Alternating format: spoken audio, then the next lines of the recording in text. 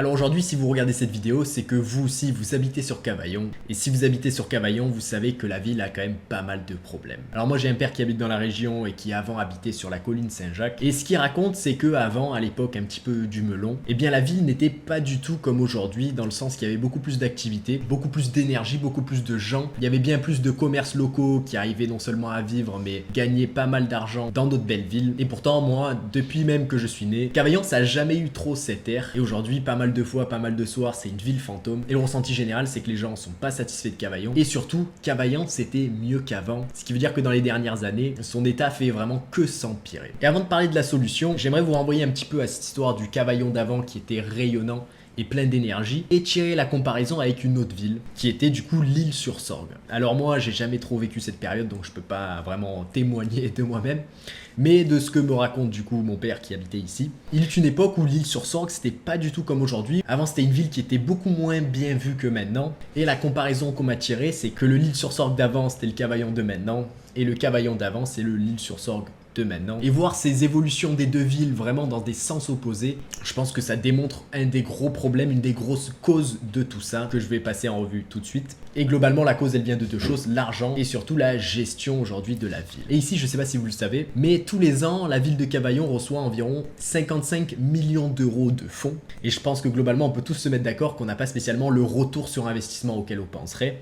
Ou si on fait les calculs, bien sûr, Cavaillon a à peu près 25 000 personnes. Et si on divise 55 millions par 25 000 personnes, ça fait que tous les ans, tous les gens reçoivent à peu près 2000 euros de services, en théorie, si on fait des calculs simples. Bien sûr, le tout indirectement, hein, ils vont pas donner un chèque à travers le nettoyage de la ville, les écoles, etc.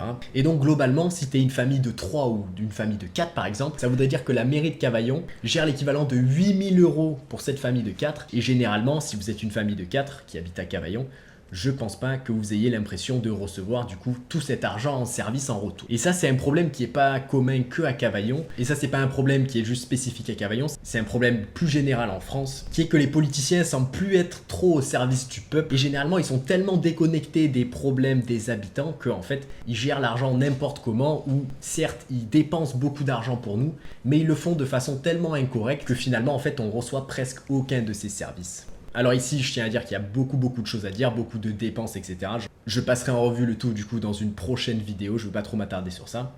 Mais globalement, il y a des grosses dépenses, des quantités innombrables d'argent qui sont dépensées sur des choses qui apportent peu aux Cavaillonnais, quoi. Et ça, c'est un problème parce que cet argent, c'est nous qui le payons à travers nos taxes, nos cotisations. Et finalement, il est envoyé à tous les endroits sauf à ce qui nous intéresse vraiment. Et avant de vous parler un petit peu des solutions, j'aimerais parler d'un gros problème quand même des politiciens aujourd'hui, qui est que très souvent, ils sont extrêmement déconnectés de la personne lambda, de la personne un petit peu qui travaille, qui essaie de générer de l'argent pour sa famille, dans le sens que souvent ils sortent d'école pour ensuite directement devenir politiciens.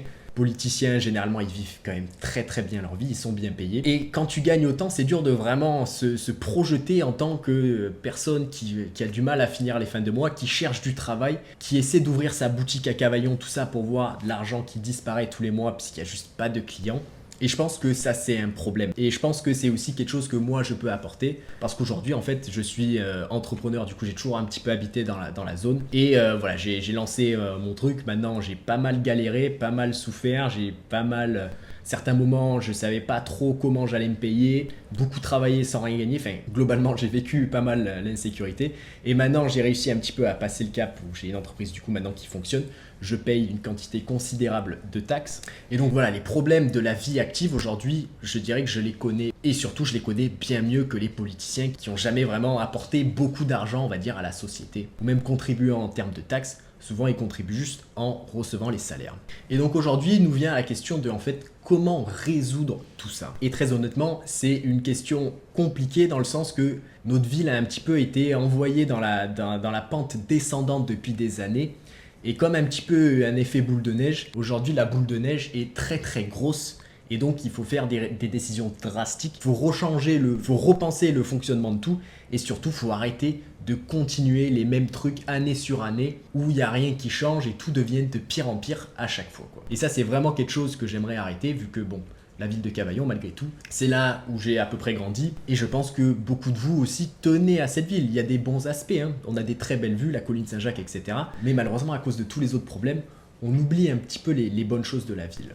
Eh bien je dirais que la première étape, et c'est la plus évidente, je comprends pas pourquoi tous les politiciens le font pas, mais c'est regarder un petit peu les comptes en banque, regarder précisément où va tout l'argent et réduire au maximum tous les coûts inutiles, toutes les choses qui apportent pas de la vraie valeur pour les cavaillonnais, puisque à la fin de la journée, c'est ça l'objectif d'une mairie, c'est servir son peuple, même si souvent c'est oublié aujourd'hui, mais c'est eux qui sont à notre service en théorie et pas l'inverse. Et donc regardez un petit peu ces comptes, 55 millions, tous les ans ils reçoivent 55 millions, et nous derrière on n'a pas l'impression de recevoir autant. C'est parce que comme beaucoup de systèmes administratifs, comme beaucoup de tout ce qui est politique, etc., il y a beaucoup de pertes d'argent, de fuites, même juste de mauvaise gestion qui aident pas directement les cavaillonnais. Donc comment faire ? Eh bien, il faudrait appliquer la logique entreprise à la mairie, quoi. Regarder en fait chaque euro et se demander est-ce que cet euro est réellement utile ou non pour la satisfaction des cavaillonnés. Et si c'est pas super utile, l'enlever, l'arrêter pour pouvoir ensuite récupérer plus d'argent et ensuite avec cet argent gagné. Aujourd'hui, les options avec l'argent gagné il y en a beaucoup. Et elles avantagent tous les cavaillonnés, donc c'est ça l'objectif. Et ici, pour une mairie comme ça, les fuites d'argent, c'est pas comme nous quand on regarde notre liste de courses et qu'on voit qu'on a fait... j'en sais rien, une commande Uber en trop. Là, ça se compte en millions d'euros qui sont perdus juste dans une mauvaise gestion. Une gestion un petit peu comme l'administration classique. Une gestion qui, si Cavaillon était une entreprise, l'entreprise ferait faillite, elle aurait fait faillite il y a 25 ans, quoi. Alors vous inquiétez pas, je parlerai plus en détail de tout l'argent, toutes les fuites d'argent qui sont absolument énormes, hein. Des millions et des millions d'euros tous les ans. Et je vous expliquerai mes idées potentielles pour réutiliser cet argent dans une autre vidéo. Parce que ici, j'aimerais passer au deuxième gros pilier aujourd'hui de ce que j'aimerais faire à Cavaillon, de ce que Cavaillon a besoin pour se sortir du pétrin dans lequel elle s'est enfoncée depuis les dernières 10 années. Et ça, c'est une transparence absolue, plus de transparence sur l'utilisation de l'argent. Parce qu'on le sait, hein, les politiciens utilisent très souvent le compte en banque du peuple comme leur compte en banque à eux. Ça se fait dans tous les pays, hein, qu'on soit clair. Par exemple, c'est très souvent qu'on entend le budget des jets privés, des repas que les politiciens se payent avec l'argent de l'État, des bouteilles de vin à des milliers d'euros. Pendant que nous, les personnes normales, on oublie de payer 1 euro et qu'on a ne serait-ce un jour de retard, on se fait traiter comme des voleurs. Enfin voilà, plus de transparence pour que ce ne soit plus possible du tout dans Cavaillon, quoi. Le peuple a besoin d'aide et c'est pas possible de se payer des restos, c'est pas fait. Voilà. Et pour pouvoir faire ça, il faut plus de transparence. Et ça, c'est du coup le deuxième pilier du programme. Ce qui nous en fait venir au troisième. Tout à l'heure, je vous ai parlé que des fois, on a l'impression que c'est le peuple au service de l'État, de la mairie. Mais pour moi, ça ne devrait pas être le cas. Dans le système politique parfait, c'est du coup le gouvernement qui est au service du peuple. Et pour atteindre cet objectif-là, aujourd'hui, je pense qu'on devrait venir à un système un petit peu à la Suisse, qui semble apprécier beaucoup, où il y a beaucoup plus de référendums pour que, en tant que Cavaillonnais, vous ayez une vraie voix sur ce qui se passe dans cette ville. Et non pas payer vos taxes foncières et avoir aucune idée où va l'argent, tant ça a été dépensé en resto ou d'autres trucs inutiles, on en parlera dans une autre vidéo. Pour moi, je pense que toutes les dépenses de notre argent public devraient être soumises à l'œil du peuple et ça ne devrait pas être le système actuel où on connaît les grosses dépenses, mais on a les petits trucs, les petites dépenses, les 100 euros par-ci, les 1000 euros par-là, les 10 000 euros par-là. On n'a aucune idée de trop ce qui se passe, il y a beaucoup de flou sur cet aspect-là. Et ça, pour moi, c'est un énorme problème qui ne devrait pas y avoir à Cavaillon ou dans les autres villes d'ailleurs. Ceci dit, bon, on va pas se mentir, ici, il y a un énorme problème où dans les élections de mairie, aujourd'hui à Cavaillon, il y a 16 000 personnes qui sont inscrites pour voter. Au municipal, il n'y a que 5 000 personnes qui viennent voter.